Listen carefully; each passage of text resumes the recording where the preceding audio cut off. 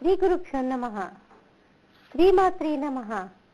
మనము వివాహమైన తర్వాత నేటి కాలంలో ఉన్నటువంటి అమ్మాయిల ప్రవర్తన గురించి మాట్లాడుకుంటున్నాం. నిజానికి చూడండి, ఇదివరకు కూడా ఈ సమస్యలు లేవా? ఒక్కసారి ఆలోచించండి. తప్పకుండా ఇదివరకు కూడా ఈ సమస్యలు ఉన్నాయి. కాకపోతే మన అమ్మలు అమ్మమ్మలు ఏం చెప్పేవారు? అమ్మా, వివాహం తర్వాత ఇవన్నీ సామాన్యమేనమ్మా, సర్దుకుపోవాలి అంటూ పిల్లలకి ఏం చేసేవారు? తప్పదమ్మా, ఇంకా అక్కడే నువ్వు ఉండాల్సిందే, నీ జీవితాంతం ఉండాల్సింది అక్కడే. ఆడపిల్ల 2 సార్లే గడప దాటేది. ఒకసారి పుట్టింటి నుంచి మెట్టినింటికి దాటుతుంది, ఇక మెట్టినింటి నుంచి ఆ ఆడపిల్ల బయటికి దాటేది రుద్రభూమికే అంటూ ఆడపిల్లలకి నచ్చచెప్పి ఏం చేసేవారు? మళ్ళీ మెట్టినింటికి పంపించారంటే ఇప్పుడు కాలమాన పరిస్థితుల నుంచి బట్టి పరిస్థితి చాలా తీవ్ర స్థాయిలో ఉన్నా మీరు అలాగే ఉండమంటారా అండి? అంటే సమస్య ఉన్నప్పుడు దాన్ని సామరస్యంగా పరిష్కరించుకోవటానికి ప్రయత్నం చేయాలి, కానీ దానికి ఒక విడాకులే పరిష్కారం కాదు, విడిగా ఉండటమే పరిష్కారం కాదు, ఉమ్మడి కుటుంబాన్ని 2 చేయటం పరిష్కారం కాదు. అటు పెద్దల్ని ఇటు పెద్దల్ని కూర్చోపెట్టి మాట్లాడించాలి. అంతేకాని అసలు ఇప్పుడు అటు పెద్దలు ఇటు పెద్దలు ఎవరు కూర్చుంటున్నారు చెప్పండి? అమ్మాయిలు ఏం చేస్తుంటారు? ప్రతి చిన్న విషయాన్ని కూడా, అంటే వాళ్ళకి ఏ రకంగా అయితే ఆ కోడల్లో కనిపించిందో ఒక పరిస్థితి. ఇప్పుడు కొంతమందికి చూడండి, సామాన్యంగానే ఒక అలవాటు ఉంటూ ఉంటుంది. ప్రతి విషయాన్ని కూడా అసలు అక్కడ ఉన్నటువంటి పరిస్థితి కోణం ఒక రకంగా ఉంటే వాళ్ళు దాన్ని ఏం చేస్తారు? చిలువలు వలవలు చేసేసుకుంటారు. ప్రతిదీ కూడా భూతద్దంలో చూస్తారు. ఇప్పుడు చూడండి, ఒక చిన్న చీమే ఉంది, దాన్ని కనుక మనం ఏ భూతద్దంలోనో లేకపోతే ఒక మైక్రోస్కోప్ లోనో చూసామనుకోండి, అది ఎంత పెద్దదిగా కనిపిస్తుంది మనకి? చాలా పెద్దదిగా కనిపిస్తుంది. మరి అలాంటిది చిన్న విషయాన్ని కూడా మనం భూతద్దంలో చూసి అది కొరకరాని కొయ్యలాంటి సమస్య, ఇక అది పరిష్కారం అయ్యేది కాదు, నేను భర్తని విడిచి వెళ్ళిపోవడమే ఒక పరిష్కారము అనుకోవడం నేను అమ్మాయిలు కొంతమంది. ఇంకొకళ్ళేంటి, మా అత్తగారు అన్ని చేసి పెడుతుంది కానీ ఆవిడని రసంభరించటం కష్టం అండి బాబు అంటూ ఇక పరిష్కారం ఏంటి? వేరు కాపురమే. ఒక్క గడపలు 2 గడపలు అయిపోతూ ఉంటే నిజానికి ఆ కన్న తల్లి హృదయము ఎంత శోకిస్తుంది చెప్పండి? ఏ తల్లికైనా కానీ కోరిక ఏముంటుందండి? తన బిడ్డలందరూ కూడా కలిసి ఉండాలనే ఉంటుంది, పోనీ దగ్గరలో ఉండాలనే ఉంటుంది. కానీ కొంతమంది ఏం చేస్తున్నారు? అసలు చూడడానికి కూడా వీల్లేదంటూ భర్తని కూడా తల్లిని కలవనీయకుండా, ఫోన్లు చెయ్యనీయకుండా ఆరళ్ళు పెడుతున్నటువంటి వాళ్ళు మనలోనే ఎంతమంది లేరు చెప్పండి?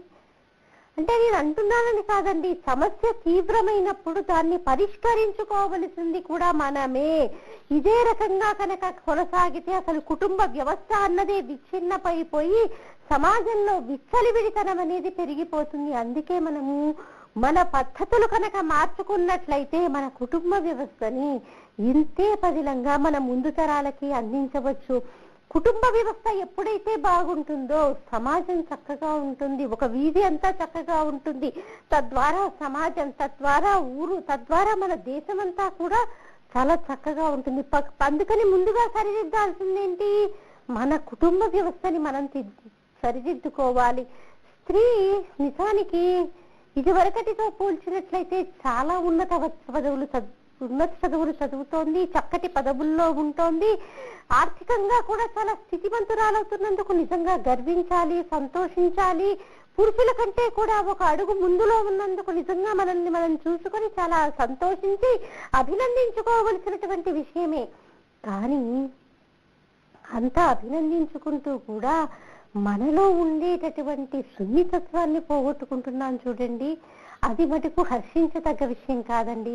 స్త్రీకి ఎప్పుడైతే సున్నితత్వం ఉంటుందో, స్త్రీకి ఎప్పుడైతే హృదయంలో ఆ సున్నితత్వం అనేది ఉంటుందో, మనకి తెలియకుండా ఏంటి, ఎప్పుడైతే సున్నితత్వం ఉంటుందో అప్పుడు ఓర్పు చోటు చేసుకుంటుంది. ఓర్పుతో పాటు అత్తవారింటి వారిని కూడా తన వారిగా చూసుకునేటటువంటి విశాల హృదయం ఆడపిల్లకు వచ్చేస్తుంది. నిజానికి పురుషుడి కంటే స్త్రీ ఎంత మహోన్నతమైన వ్యక్తి అండి. పురుషుణ్ణి చూడండి, ఏమండి మా అమ్మ వాళ్ళ ఇంటికి వెళ్తున్నాను, ఒక 2 రోజులు మీరు నాతో పాటు రండి అంటే, పోవే, మీ వాళ్ళ ఇంట్లో నాకేం తోస్తుంది చెప్పు, ఎప్పుడు పిల్లలు, ఈ గొడవ నా వల్ల కాదు, కానీ నువ్వు వెళ్ళు. ఏ శుభకార్యమైనా కానీ నేను సమయానికి వచ్చేస్తాలే, అంతగా అయితే ఇంకెక్కడైనా ఉంటాను, మా వాళ్ళు ఉన్నారు కదా అంటాడే కానీ అత్తగారింట్లో వచ్చే 2-3 రోజులు ఉండేటటువంటి అల్లుళ్ళు చాలా తక్కువగా ఉంటారు. అంటే స్త్రీ ఎంత విశాల హృదయమైనదై ఉంటే తను పుట్టి పెరిగినటువంటి వాతావరణాన్ని వదిలేసి, తల్లిదండ్రుల్ని వదిలేసి, తోబుట్టువులని వదిలేసి, స్నేహితుల్ని వదిలేసి ఒక్క బంధంతో, అంటే ఇక ఈయనతోటే నా జీవితం అంతా కూడా ముందుకు వెళ్ళిపోవాలి అని ఒక మాంగళ్య ధారణతోటి ఏం చేస్తుంది, చిటికెన వేలు పట్టుకొని సాగర తీరాలు కూడా దాటిపోతుంది. ఏంటండి నమ్మకం? ఈ మాంగళ్యం మీద స్త్రీకి ఉన్నటువంటి గౌరవం. అదే పురుషుడు తల వంచి అంతమంది ముందు ఏదైనా పని చేయగలుగుతాడా? లేదే. కానీ మనం ఏం చేస్తున్నాము, ఎంతమంది సభలో కూర్చొని వివాహాన్ని వీక్షిస్తున్నప్పటికీ కూడా, స్త్రీ ఎంత అత్యున్నత పదవుల్లో ఉండి ఎంత ఆర్జిస్తున్నప్పటికీ కూడా, వివాహము అనగానే స్త్రీ ఏం చేస్తుంది, తన తలను వంచి పురుషుడి చేత మెడలో 3 ముళ్ళు వేయించుకుంటోంది. ఎందుకు? ఆ మాంగళ్యం మీద ఉన్నటువంటి గౌరవం, దాని మీద ఉన్నటువంటి ప్రేమ. ప్రతి స్త్రీకి కూడా తనకంటే కూడా ఎక్కువగా ప్రేమించేది ఏంటండి? ఈ పసుపు కుంకాలనే ప్రేమిస్తుంది.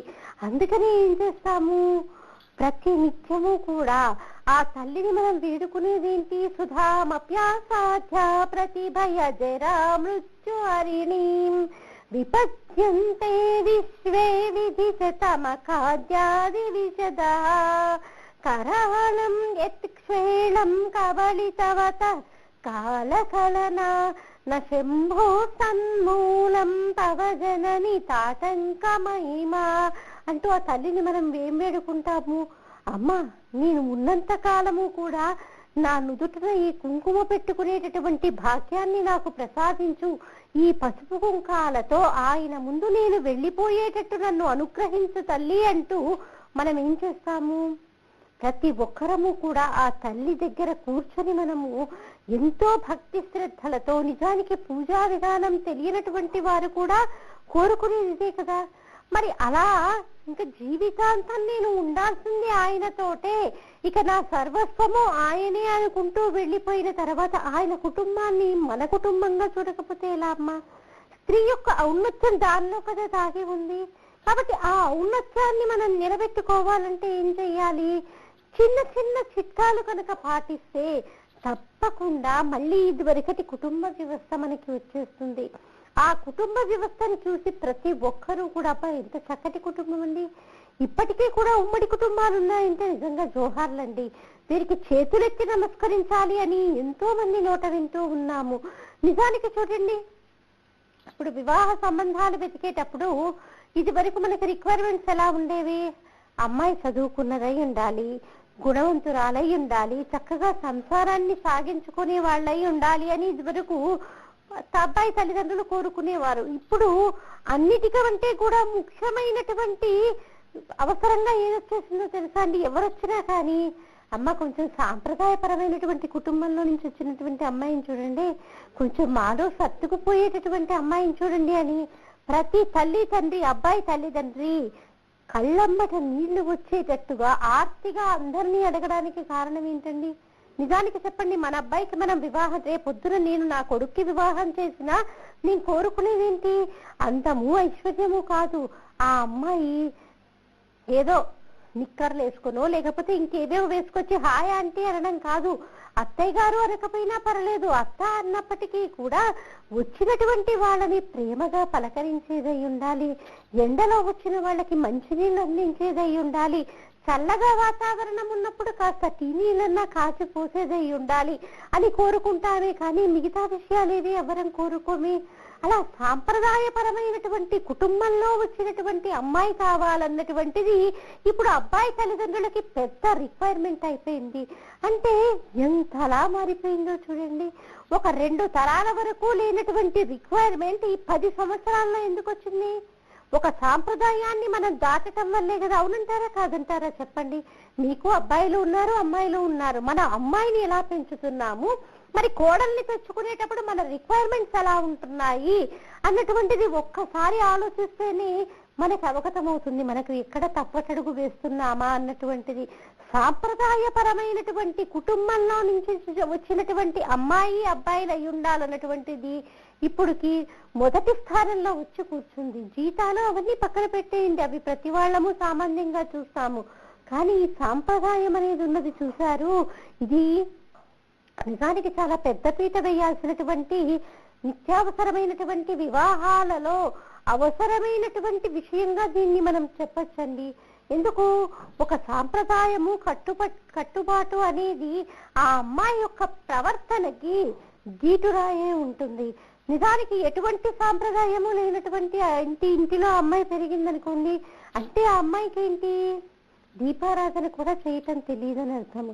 అంటే ఆ ఇంట్లో దీపారాధన చేసేటటువంటి సంస్కారం లేనప్పుడు రేపు ఏ కారణం చేత అత్తగారు కానీ మామగారు కానీ కాలం చేసినప్పటికీ కూడా మరి కొడుకు ఎంత శ్రద్ధగా తర్పణాలు వదినప్పటికీ కూడా పితృదేవతలు స్వీకరించరు. ఆ ఇంటి పెద్ద కోడలు దీపం పెడితేనే పితృదేవతలు వచ్చి ఆ నీటిని స్వీకరిస్తారు. మరి ఆ సంస్కారం అన్నదే లేకపోతే ఎలా? కాబట్టి మన సంస్కృతి సాంప్రదాయాల గురించి తప్పకుండా మనము అమ్మాయిలకి తెలియచేయాలి. ఇప్పుడు వివాహాల్లో మనం చూస్తుంది ఏంటంటే ప్రతి ఒక్కరు ఏమంటున్నారు, మా అమ్మాయికి అసలు ఏమీ తెలియదండి, ఉమ్మడి కుటుంబాలు అసలు వద్దనుకోండి, ఎందుకంటే మడి ఆచారాలు అంటూ ఇబ్బంది పెట్టేస్తారేమో, ఈ పూజలు పురస్కారాలు అసలు తెలియదండి అంటూ తల్లి పిల్ల గురించి ఈ రకంగా చెప్తే ఇంకా మనల్ని బాగు చేసేది ఎవరండి? మన సంస్కృతి సాంప్రదాయాల గురించి చేయాల్సినటువంటి తల్లియే మనం మా అమ్మాయికి ఇవన్నీ తెలియవని చెప్తే ఇక మన దేశం వెటెళ్ళిపోతున్నట్టు చెప్పండి.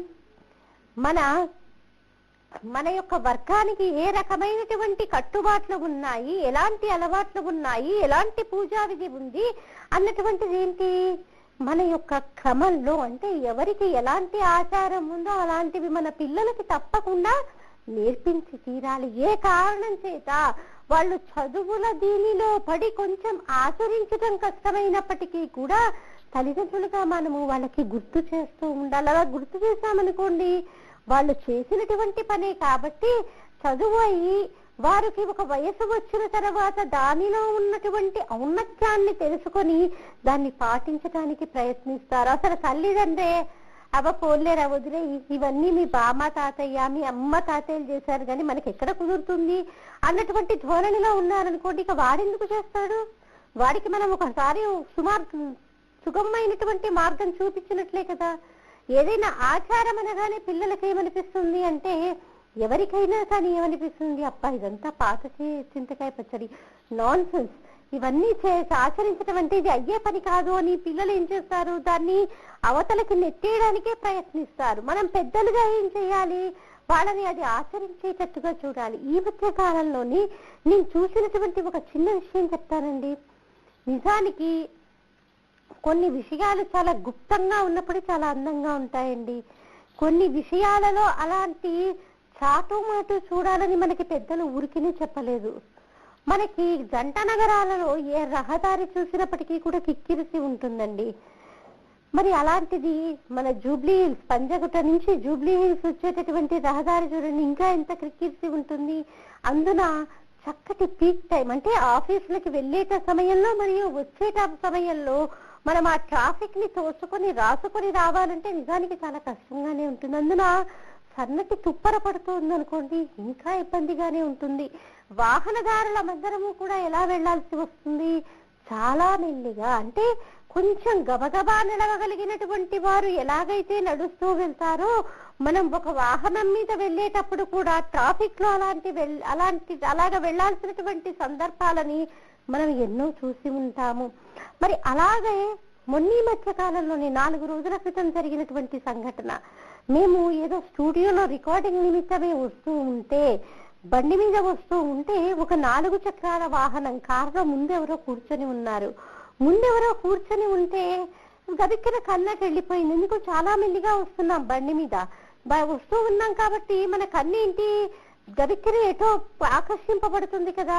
అలా ఆకర్షింపబడేసరికి ఎదురుగా కనిపించినటువంటి దృశ్యం ఏంటి, ఒక పిల్లవాడు వాళ్ళ నాన్నగారు కారు నడుపుతూ ఉంటే అతని ఒళ్ళో నుంచి బయటికి వస్తున్నట్టుగా అనిపించేసరికి అయ్యో ఏదన్నా యాక్సిడెంట్ అవుతుందేమో, అసలే చాలా రద్దీగా ఉన్నటువంటి ధోరణిలో చూస్తే నిజానికి విశృంఖలత్వం అన్నది సాయంకాలం సమయంలో ఎంతో రద్దీగా ఉన్నటువంటి సమయంలో ఒక అమ్మాయి ఒక అబ్బాయి భుజం మీద తలవాల్చి అలా చెయ్యకూడనటువంటి చేష్టితాలు చేస్తుంటే చూసే వాళ్ళందరూ ఏమనుకుంటారండి, అది చిన్న కూడలి కాదు, పెద్ద పెద్ద కూడలి. మన ఈ యొక్క రాజధానికి సంబంధించినటువంటి మంత్రులు, సినీ ప్రముఖులు ఎంతో మంది తిరిగేటటువంటి ప్రదేశము. అంతేకాకుండా ఎంతో మంది సాఫ్ట్వేర్ ఉద్యోగులు ఉండొచ్చు, ఉద్యోగ నిమిత్తం ప్రతి నిత్యము నడిచేటటువంటి కూడలి. మరి మా పక్కనే ఉన్నటువంటి బండి మీద తల్లి తండ్రి ఒక 2-3 ఏళ్ల పిల్లవాడు కూర్చొని ఉన్నారు. వాడేమో ఆ దృశ్యాన్ని చూసి అమ్మా ఇది సినిమానా అని అడుగుతున్నాడు. ఇక ఆ తల్లి తండ్రి ఏం సమాధానం చెప్తారు? పక్కనున్న మేమే తలదించుకున్నామే, మరి ఆ తల్లి తండ్రి పరిస్థితి ఎలా ఉంటుంది? అంటే ఎక్కడ లోపం ఉందంటారు? ఈ విశృంఖలమైనటువంటి శృంగారానికి కారణం ఏంటి అసలు? ఒక్కసారి ఆలోచించాలి కదా. మనం పెంచేటటువంటి పెంపకంలో లోపమా, లేకపోతే ఇంకే రకమైనటువంటి కారణాలు యువతను ఈ రకంగా విశృంఖలమైనటువంటి శృంగారం వైపుకి దారి తీసేటట్టు చేస్తున్నాయి? అందున బహిరంగంగా ఏదైనా గుప్పటి మూసినంత వరకే అందమండి. దాన్ని ఎప్పుడైతే తెరుస్తామో అందులో ఉన్నటువంటి అందాన్ని ఆస్వాదించలేము. మరి ఇలా జరగడానికి కారణం ఏంటి? ఇప్పుడు అక్కడ చుట్టూ ఉన్నటువంటి ప్రతి ఒక్కరూ కూడా దీని గురించి చర్చించే ఉంటారు. మరి దీనికి పరిష్కారాన్ని కూడా మనం ఆలోచించాలి కదా. అయ్యో ఇలా ఎందుకు జరిగింది? ఆ పిల్లవాడు వేసినటువంటి ప్రశ్న, అంటే పసివాడు అద్దం లాంటి మనసు, అలాంటి అద్దం లాంటి మనసు మీద ఇలాంటి దుష్ప్రభావం పడితే వాడి వయసు ఎంత? వాడి మనసులో కనుక ఈ సమయంలో ఇలాంటి ఆలోచనలు కలిగాయి అనుకోండి, వాడికి ఎవరు మార్చగలుగుతారు? మరి ఇలాంటివి చూసి ఎంతమంది యువత పెడద్రోవ పడుతున్నారు, ఒకళ్ళని చూసి ఒకళ్ళు. మరి దీన్ని సరైనటువంటి మార్గంలో పెట్టేటటువంటి వారెవరు? కొంతమంది పూనుకోవాలి. ఇది సరైనటువంటి పద్ధతి కాదు. కాబట్టి పెద్దలందరం కలిసి మనం కళాశాలల్లో అయ్యుండొచ్చు, పాఠశాలల్లో అయ్యుండొచ్చు, కొన్ని విషయాలని కనుక మనం బోధించినట్లయితే తప్పకుండా యువతలో మార్పు వస్తుంది. కాబట్టి ఈ రకమైనటువంటి విశృంఖలత్వము, కుటుంబ పరిస్థితులు ఇలా చేజారకుండా ఉండాలంటే యువతకి పాపం తెలియదు. నిజానికి పిల్లలు అనడానికి లేదండి, వారు ఇప్పుడు వచ్చేటటువంటి అనేక మాధ్యమాల వల్ల, ఇప్పుడు మనం చూస్తున్నటువంటి సినిమాలు కూడా చూడండి, ఏవైనా కుటుంబ పరంగా చూసేటటువంటి ఉన్నాయండి. ఒక శతమానం భవతి అయి ఉండొచ్చు, ఒక బాహుబలి అయి ఉండొచ్చు. అవందరం కలిసి కుటుంబ పరంగా చూసినా కూడా మనకేమీ అనిపించదు. కానీ కొన్ని సినిమాలు చూడండి, మనం పిల్లలతో చూస్తుంటే కొన్ని సందర్భాలలో మనమే తలదించుకోవలసినటువంటి పరిస్థితుల్లో నేటి సినిమాలు ఉంటున్నాయి. అవే కాకుండా ఇప్పుడు మనకు వచ్చినటువంటి టెక్నాలజీ, ఈ టెక్నాలజీ కూడా ఒక రకంగా ఎవరైతే పిల్లలు దాన్ని సక్రమమైనటువంటి మార్గంలో ఉపయోగించుకోవటానికి ప్రయత్నం చేస్తున్నారో వాళ్ళకేంటి, వాళ్ళు సరైనటువంటి మార్గంలోనే వెళ్తున్నారు. కానీ ఎవరైతే ఆ టెక్నాలజీని సరైనటువంటి మార్గంలో కాకుండా ఇంకొక మార్గంలో ఉపయోగించుకుంటున్నారో వాళ్ళు పాతాళానికి ఉంగిపోతున్నారు. చిన్నతనం నుంచే అనేక సంఘ విద్రోహక శక్తులు పెరగడానికి ఇది కూడా ఒక కారణమేనండి. కాబట్టి ఏంటి, మనం ఈ యొక్క మాధ్యమాలని కూడా ఒక రకంగా మన చేతిలో మనమే ఉంటాయి కాబట్టి దానికి ఒక రకమైనటువంటి పరిష్కారాన్ని మనమే వెతుక్కోవాలి. చిన్న పిల్లలు ప్రతి URL ఓపెన్ చేయకుండా, అంటే సిస్టంలో అయ్యుండొచ్చు, ఫోన్లలో అయ్యుండొచ్చు, ఇంకెక్కడైనా ట్యాబ్లలో అయ్యుండొచ్చు, ఏ URL ఓపెన్ చేస్తున్నారో అది పెద్దలకి తెలిసేటట్టు ఉండాలి. కొన్ని వాళ్ళే బ్లాక్ చేసేసేయాలి. ఇలాంటివి అంటే ఎవరైతే సైబర్ కి సంబంధించినటువంటి వాళ్ళు ఉంటారో వాళ్ళు కూడా ఏంటి, కొన్ని నిర్ణయాలు తీసుకోవాలి. ఏదో వాళ్ళ పబ్లిసిటీ కోసం చేసినట్టుగా కాకుండా కొన్ని విషయాలని సమాజ శ్రేయస్సు కోసము, మరి వాళ్ళు చేయకపోతే సమాజంలో పెద్దలైనటువంటి వారు వీటిని నియంత్రించేటటువంటి అధికారం ఉన్నటువంటి వాళ్ళు పూనుకోవాలి. ఇలాంటివి నేరాలు జరగకుండా ఉండాలంటే ముందుగా వీటిని నిరోధించాలి. కాబట్టి ఇలాంటి చట్టపరమైనటువంటి మార్పులు తీసుకొద్దామని ఇలా పెద్దలు కూడా, అధికారంలో ఉన్నటువంటి వారు కూడా ఆలోచిస్తే కనుక ఇలాంటి వాటికి మనం పరిష్కారాన్ని ఆలోచించవచ్చు. నిజానికి ఇప్పుడు ఈ విషయం అంతా మనం ఎందుకు చెప్పుకున్నాము, ఈ విశృంఖలత గురించి? పెద్దలు పిల్లలకి ఇలాంటి స్వేచ్ఛను ఎందుకు ఇస్తారండి? పిల్లల మీద నమ్మకంతో ఇస్తారు. ఇప్పుడు మనందరం కూడా మన పిల్లలకి స్వేచ్ఛను ఎందుకు ఇస్తాము? అయ్యో మనం కొంత స్వేచ్ఛను అనుభవించలేకపోయామేమో. అలాంటి పరిస్థితి మన పిల్లలకి రాకూడదు. మన పిల్లలు పూర్తిగా స్వేచ్ఛని అనుభవించాలి అని వాళ్ళ మీద ఉన్నటువంటి పూర్తి నమ్మకంతో మనం పిల్లలకి స్వేచ్ఛనిస్తున్నాము. కానీ ఆ పిల్లలు ఆ స్వేచ్ఛని ఎంతవరకు సద్వినియోగం పరుచుకుంటున్నారో అన్నది మనం గమనించట్లేదు. స్వేచ్ఛనివ్వడం వరకు సరే, కానీ ఆ స్వేచ్ఛని ఇచ్చినటువంటి స్వేచ్ఛని మన పిల్లలు ఎంతవరకు సద్వినియోగపరుచుకుంటున్నారన్నటువంటి విషయాన్ని గమనించకపోవడమే పెద్దలుగా మనం చేస్తున్నటువంటి చాలా గొప్ప తప్పిదం. మన పిల్లలు చేసేటటువంటివన్నీ కూడా చాలా ఒప్పు, ఎదుటివారు చేసేటటువంటివన్నీ కూడా తప్పు అన్నటువంటి ధోరణిలో తల్లిదండ్రులుగా మన పిల్లల పైన ఉన్నటువంటి మమకారంతో ఆలోచిస్తూ ఏం చేస్తున్నాము? వారు చేస్తున్నటువంటి తప్పుని కూడా ఒప్పులుగానే చేస్తున్నాము. కాబట్టి ఇలాంటి నేరాలన్నీ జరుగుతున్నాయి. కాబట్టి మనము స్వేచ్ఛనిస్తూనే ఆ స్వేచ్ఛని వాళ్ళు ఎంతవరకు సద్వినియోగపరుచుకుంటున్నారన్నటువంటి దృష్టి పెట్టి వాళ్ళని ఒక కంట గమనిస్తూనే ఉండాలి. ఎందుకు? ఒక్కసారి కనుక వాళ్ళ ఆలోచన పెడత్రోవ పట్టిందనుకోండి, వాళ్ళని మార్చడం చాలా కష్టం అండి. కాబట్టి అసలంటూ ఆ ఆలోచన పెడత్రోవ పట్టకుండానే వాళ్ళని నిత్యము మనం కాపాడుకుంటూ ఉండాలి. ఎలా కాపాడుకుంటూ ఉండాలి? మన కనుగుట్టే ఉందండి, మన కనులే ఉన్నాయి. మన కనులు బాగా దుమ్ముతో కూడినటువంటి గాలి వస్తున్నప్పుడు మనకి తెలియకుండానే అసంకల్పిత ప్రతీకార చర్యగా ఏం జరిగిపోతుంది? కనులుగా మూసేసుకుంటామంటే కనురెప్ప మన కంటికి రక్షణ ఇస్తుంది. ఎప్పటి వరకు ఇస్తుంది? ఎల్ల వేళలా కాపాడుతూనే ఉంటుంది. మిగతా ఇంద్రియాలన్నీ కూడా నిద్రపోతాయేమో, మనము జాగృత అవస్థలో ఉన్నా, సుషుప్తావస్థలో ఉన్నా, ఏ అవస్థలో ఉన్నప్పటికీ కూడా మన కంటిని కనురెప్ప అంతలా కాపాడుతూ ఉంటుంది. అలాగే మనం కూడా ఏం చేయాలి? మన పిల్లల్ని సరైనటువంటి మార్గంలో పెట్టడానికి నిత్యము ఆలోచిస్తూ వారిని ఒక కంట కనిపెడుతూనే ఉండాలి. కంట కనిపెడుతూనే ఉండాలనే కానీ వాళ్ళ మీద ఒక డిటెక్టివ్ ఏజెన్సీ లాగా పనిచేయటం కాదు. ప్రేమతోని ఒక స్నేహితుల్లాగానే మనం వారితో మాట్లాడుతూ వాళ్ళని సరైనటువంటి మార్గంలో పెట్టడానికి ప్రయత్నం చేయాలి. ఈ కోణంలోనే ఏంటి మరి కొత్తగా వివాహం చేసినటువంటి అమ్మాయిలు కూడా అత్తవారింట్లో సర్దుకుపోవడానికి కొంత సమయం పడుతుంది. కాబట్టి ఆ సమయంలో కొంత అమ్మాయిల తల్లులు కనుక కొంత లౌక్యాన్ని ప్రదర్శించినట్లయితే తప్పకుండా ఈ డైవర్స్ కేసుల్ని మనము తగ్గించవచ్చండి.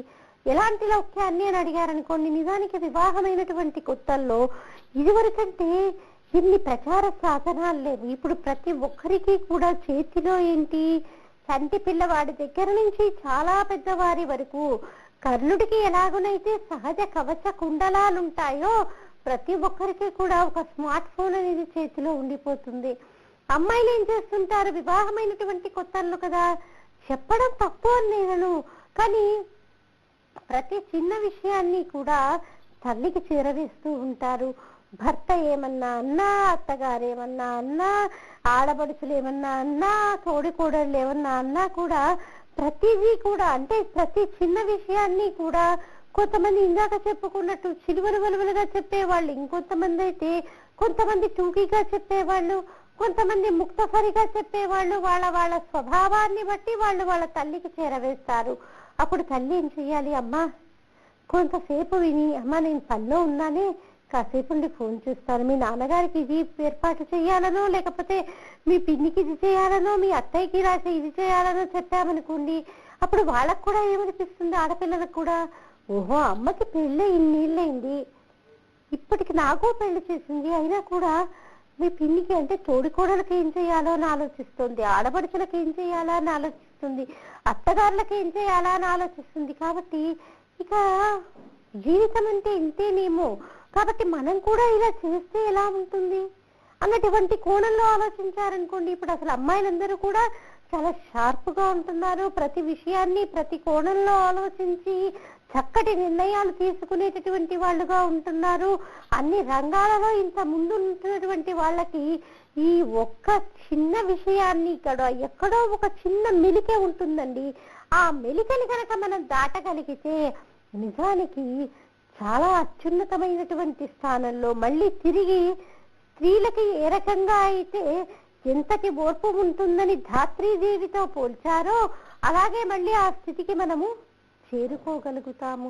కాబట్టి ఏంటి, ప్రతి చిన్న విషయాన్ని కూతురు చెప్పినప్పుడు విననట్టు కనుక ఆ తల్లి సమాధానం చెప్పకుండా ఇంకేదో పని ఉన్నట్టు తప్పించుకుని అలా కొన్ని నెలల పాటు కొనసాగించిందనుకోండి, తప్పకుండా అమ్మాయిని ఏంటి ఎవరు చెప్తే వినేవాళ్ళు లేరు కాబట్టి ఇంకా ఆ విషయాన్ని అంతటితో వదిలేసి అక్కడికి సర్దుకుపోవడానికి ప్రయత్నం చేస్తారు. ఇప్పుడు ఒకవేళ స్నేహితులతో చెప్పుకోవాలనుకోండి, స్నేహితులతో చెప్పుకోవాలన్నా తల్లి విన్నట్టు వాళ్ళు ఇంతసేపు వినరు కాబట్టి స్నేహితులతో అన్ని పంచుకునేటటువంటి ప్రయత్నం చెయ్యరు.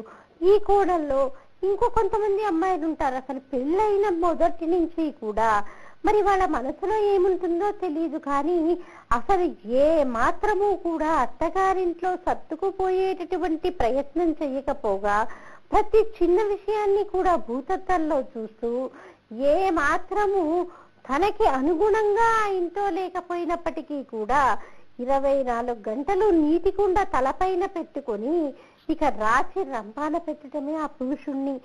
ఆయన పరిస్థితి చూడండి, ఇటు ఉద్యోగము సరిగ్గా చేయలేక ఈ బాధలతోటి సరిగ్గా ఆరోగ్యము చెడిపోయి, ఎందుకు నిద్ర ఉండదు, సమయానికి తిండి ఉండదు కదా, పైగా సూటీ పోటీ మాటలతోటి ఇటు భార్య అని, ఇటు ఇంట్లో అమ్మా నాన్న అని, ఇటు అత్తగారు మామగారు అని వాళ్ళకి ఎటూ తెలియనటువంటి అగమ్య గోచరమైనటువంటి పరిస్థితుల్లోకి కొంతమంది పురుషులు వెళ్ళిపోతున్నారు. కొంతమంది అయితే నిజానికి పెళ్ళెందుకు చేసుకున్నాను రా బాబు, అసలు పెళ్లి చేసుకోకుండా ఉన్నా బాగుండేది, ఏదో లేట్ మ్యారేజ్ కదా నాకు పెళ్ళవుతుందని ఎంతో ఆనందించాము, కానీ పెళ్ళైతే ఇన్ని బాధలు ఉంటాయని పెళ్ళయ్యాకే తెలిసింది, అనవసరంగా వివాహాలు చేసుకున్నావని తన స్నేహితులు కానీ ఇంకా తన బంధువులు కానీ ఎవరన్నా వివాహం చేసుకోబోతున్నా ఎందుకురా బాబు నీకు ఈ కష్టాలు అని ఒక రకమైనటువంటి నిస్త్రాణకి, ఒక రకమైనటువంటి నిరాశ నిస్పృహలకి పురుషులు గురవుతున్నారు. అందుకే కదా మన అత్యున్నత న్యాయస్థానమైనటువంటి సుప్రీంకోర్టు కూడా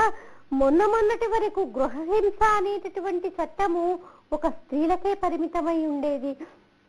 అలాంటిది సుప్రీంకోర్టు కూడా ఏం చేసింది, గృహహింస అనేటటువంటి చట్టం ఒక స్త్రీలకే కాదు పురుషుడికి కూడా వర్తిస్తోంది అని ఒక సంచలనాత్మకమైనటువంటి తీర్పు ఇచ్చింది. అంటే మన యొక్క ప్రవర్తన ఏ రకంగా మారిపోయిందో ఆలోచించండి. నేనంటున్నానని కాదు, నిత్యం మన సమాజంలో చూస్తూనే ఉన్నాము.